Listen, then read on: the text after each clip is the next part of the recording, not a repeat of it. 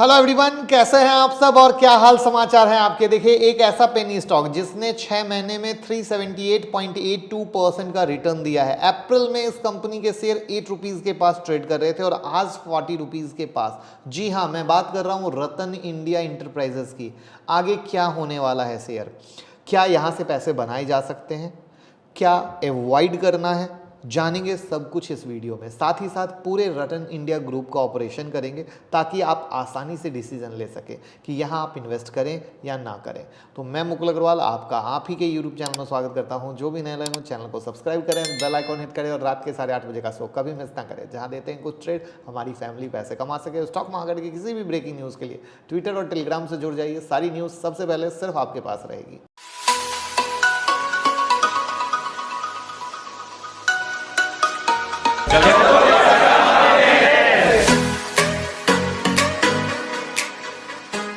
तो वीडियो की शुरुआत करेंगे हम रतन इंडिया ग्रुप से, क्योंकि इंडिया जो ये रतन इंडिया इंटरप्राइजेज है इसी का एक पार्ट है। तो ओवरऑल देखें तो रतन इंडिया ग्रुप एक बिजनेस ग्रुप है जो कई सारे सेक्टर में काम कर रहा है। इसका हेडक्वार्टर दिल्ली में है। इस ग्रुप के फाउंडर राजीव रतन जी हैं। इनका main focus power generation, electric mobility, consumer finance और रिन्यूएबल एनर्जी पर है। Whole group asset 2.7 billion value dollar के हैं। ग्रुप के अभी तक कुछ बड़े अचीवमेंट और प्लानिंग की बात करें तो इनके पास 3235 एकड़ ज़मीन है जिस पर ये पावर जनरेशन प्रोजेक्ट लाने की तैयारी में है। अभी तक 27 मेगावाट कैपेसिटी को इंस्टॉल कर चुके हैं। कोल इंडिया के साथ इनकी पार्टनरशिप है जिसमें ये 54 मेगावाट इलेक्ट्रिसिटी डेवलप करने के प्लान में हैं। रेलवे में भी अपनी सर्विसेज दे चुके हैं। 70 किलोमीटर रेलवे लाइन के लिए एंड थर्मल प्रोजेक्ट डेवलपमेंट किए हुए हैं। करंटली इनके टॉप रनिंग प्रोजेक्ट की बात करें तो इसमें Amravati thermal power project, Nashik thermal power project बड़े प्रोजेक्ट में काउंट होते हैं। ये थर्मल प्रोजेक्ट कोयले पर आधारित होंगे जिसके लिए इन्होंने कोल इंडिया से टाई अप कर लिया है।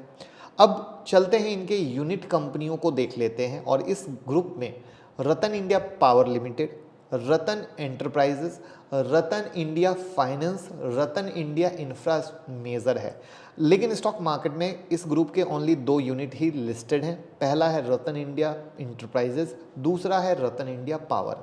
आज हम सिर्फ एक यूनिट की बात करने वाले हैं, वो है रतन इंडिया इंटरप्राइजेस, क्योंकि इसका भविष्य किस तरीके से है ये अब हम जानने की कोशिश करेंगे, तभी आप बेहतर समझ पाएंगे। तो चलिए शुरू करते हैं रतन इंडिया इंटरप्राइजेस से। तो रतन इंडिया ग्रुप की ये एक ऐसी कंपनी है जो फ्यूचर पर काम करे, यानी इलेक्ट्रिक मोबिलिटी पर।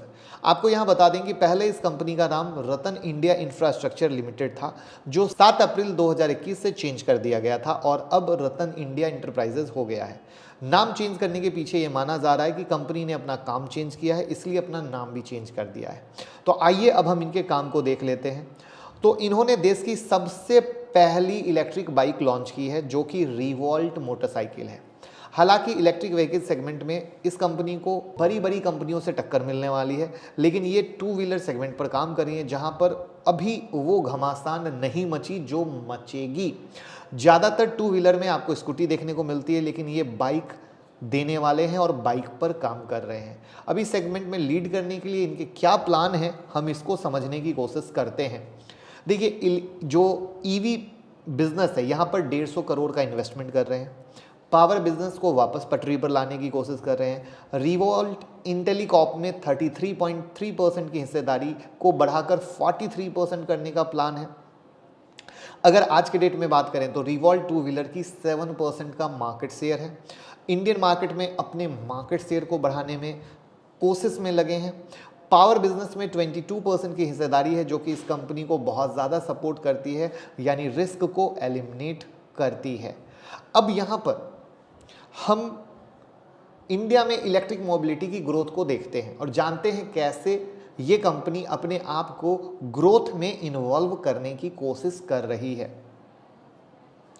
तो अब गवर्नमेंट की ऑफिशियल रिपोर्ट के अनुसार 2025 तक भारत की इकोनॉमी 5 ट्रिलियन यानी अमेरिकी डॉलर के बराबर हो जाएगी, जो अभी करीब 3.5 ट्रिलियन डॉलर के पास है।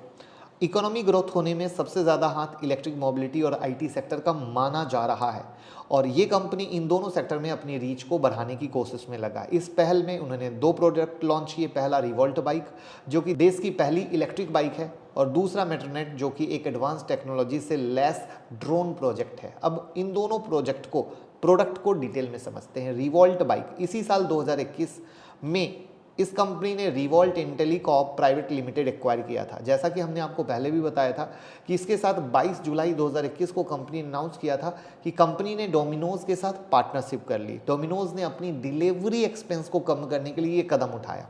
पेट्रोल के प्राइसेस बढ़ रहे हैं, ऐसे में पेट्रोल बाइक की प्राइस गिर रही है। अब इसको हम एक चार्ट से आपको दिखाते हैं कि किस तरीके से आप देखिए कि जो पेट्रोल बाइक से उसकी डिमांड लगातार गिर रही है, जिसमें आप देख सकते हैं किस प्रकार पेट्रोल बाइक की बिक्री पिछले 2021 और 22 में घटती हुई दिख रही है।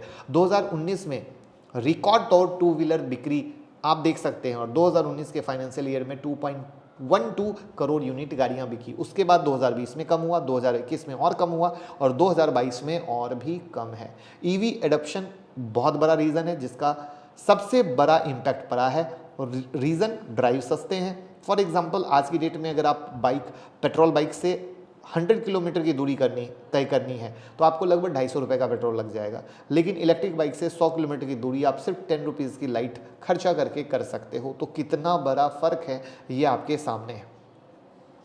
अब ग्रोथ का दूसरा सबसे बड़ा है इस इंडस्ट्री की ग्रोथ का रीज़न गवर्नमेंट सपोर्ट। जहां भी पेट्रोल गाड़ियों की खरीदी पर 28% का जीएसटी आप गवर्नमेंट को पे करते हो, वहीं पर इलेक्ट्रिक निकाल कर दें तो सिर्फ 5% जीएसटी करनी होती है। गवर्नमेंट की फ्रेम टू स्कीम के तहत आप कोई भी इलेक्ट्रॉनिक कल खरीदें तो आपको 48,000 का इंसेंटिव भी दिया जाता है, साथ ही साथ कई बेनिफिट मिलते हैं। तो ये सारे कारण हैं जिससे ईवी को अडॉप्ट करना बहुत आसान हो रहा है। इसको भी मैं एक चार्ट पे दिखाना चाहूँगा जिससे आप बहुत अच्छे तरीके से समझ पाओगे। जैसा कि चार्ट अब आपके सामने है, यहाँ वर्ल्ड वाइड इलेक्ट्रॉनिक बाइक की धूम मची है। टेस्ला का मार्केट कैप ईवी सेगमेंट में $701 बिलियन पहुंच चुका है। टोयोटा का 253, वॉक्सवैगन का 178, जायमिन का 81। इस तरीके से बहुत कुछ आपके सामने है। अगर हम इंडिया में देखें तो जो देश की इलेक्ट्रॉनिक बाइक की मार्केट प्लेस है वो 2 लाख करोड़ की है, लेकिन कोई भी कंपनी इस रेंज में पहुंची नहीं। बजाज ऑटो, हीरो मोटो, टीवीएस मोटर दूसरे, तीसरे, चौथे नंबर पर है। पहले नंबर पर कौन आएगा ये देखना बचा हुआ है। एक बहुत बड़ा स्पेस खाली है। हालांकि रतन इंडिया इंटरप्राइजेज देश में पहली इलेक्ट्रॉनिक मोटर साइकिल लॉन्च करने वाली कंपनी है।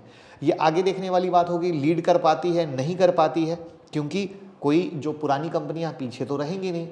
अब दूसरे प्रोडक्ट यानी मेट्रोनेट की बात करें तो ग्लोबल लीडर में unnamed aerial vehicle UAV technology, ये प्रोजेक्ट बहुत ज़बरदस्त है। इस प्रोजेक्ट के तहत ये एक ऐसा इकोसिस्टम बनाने की कोशिश कर रहे हैं जहां पर आप ड्रोन की मदद से ट्रांसपोर्टेशन सिस्टम कर पाओगे। यानी अगर आपका कोई सामान ऑर्डर करना है, आपके घर पे ड्रोन से आएगा, आपको कुछ कहीं भेजना है, ड्रोन की मदद से आप इन चीज़ों को भेज सकते हो। तो अब कल के डेट में ट्रैफिक के हालात में ड्रोन बहुत ही फ़ायदेमंद होने वाला है। हालांकि टेक्नोलॉजी अपने देश में विकसित नहीं है, विदेशों में बहुत ज़ोर शोर से चल रही है। मेट्रोनेट ने दुबई में यूएई लीडर इन लॉजिस्टिक और Abu Dhabi department of health से पार्टनरशिप करके वहाँ के शहरों में मेडिकल सुविधा ऑनलाइन दवाई भेजने का काम शुरू कर दिया है, जो कि बहुत अच्छी पहल है। इंडिया में भी आएगी ही आएगी। जो हालात इंडिया में ट्रैफिक की है बस वक्त लगेगा, क्योंकि यहाँ के गवर्नमेंट सिस्टम में चीज़ें एडप्ट होने में, परमिशन मिलने में टाइम लगता है। इसका मिशन है ट्रांसपोर्टेशन सिस्टम को हवाई सिस्टम बनाया जाए, जो कि अपने ही देश में ड्रोन मार्केट बहुत छोटी है। ये कंपनी इंटरनेशनली काम कर रही है। तो पहले देखते हैं इंटरनेशनल ड्रोन मार्केट कैसा परफॉर्म कर रहा है, इसका क्या फ्यूचर है। इसका भी चार्ट हम आपको दिखाते हैं, बहुत मेहनत की है। तो जैसा कि चार्ट आप देख रहे हैं, 2020 में ग्लोबल ड्रोन मार्केट लगभग $8 बिलियन अमेरिकी के पास थी। 2021 में बात करें 13 बिलियन अमेरिकन डॉलर के पास है, और आने वाले 15 से 20 सालों में लगभग 2040 तक ये $1 ट्रिलियन अमेरिकन डॉलर की हो जाएगी। क्योंकि अपने आप में ये बहुत बड़ी चीज़ है। ग्लोबली इस मार्केट में इतनी ग्रोथ हुई तो इंडिया में भी आएगी ही आएगी, और वहाँ पर एक बिग स्पेस खाली है और बिग रेवेन्यू जनरेशन का ऑप्शन खाली है। तो ये वो चीज़ें हैं जो फ्यूचर की हैं, आज की नहीं है। दुबई के अलावा अमेरिका, जापान, स्विट्जरलैंड जैसे देशों में कई प्रोजेक्ट चल रहे हैं। यहाँ पर इस सेगमेंट में ज़बरदस्त ग्रोथ की संभावना बन रही है। फ्यूचर में क्या होता है ये किसी ने नहीं देखा है, लेकिन अभी कंपनी ट्रैक पे है, जिसे आप कह सकते हैं कि ग्रोथ निकल के आ सकती है जिस सोच से चल रही है उस तरीके से।